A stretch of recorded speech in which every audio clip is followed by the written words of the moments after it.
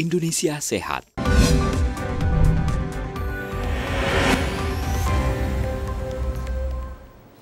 Terima kasih Anda masih bersama kami dalam Sumatera Selatan hari ini. Kita ikuti informasi selanjutnya.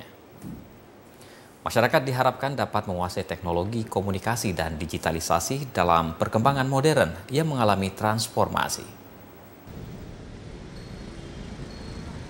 Penerapan modernisasi dalam proses penyesuaian kebiasaan baru pasca dunia dilanda pandemi COVID-19.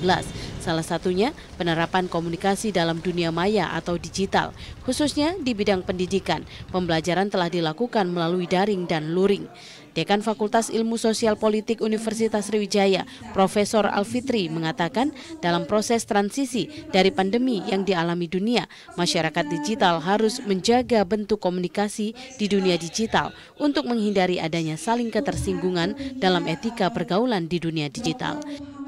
Nah, inilah yang harus kita pikirkan ke depan, bagaimana pola komunikasi digital ini harus dibarengi dengan nilai-nilai ketelitian, nilai-nilai empati, nilai-nilai kebersamaan, dan nilai-nilai kerjasama untuk bisa menghindari terjadinya chaos antar individual, chaos antar massa, sehingga kita makin bijak untuk memanfaatkan teknologi informasi ini untuk kepentingan keluhuran manusia.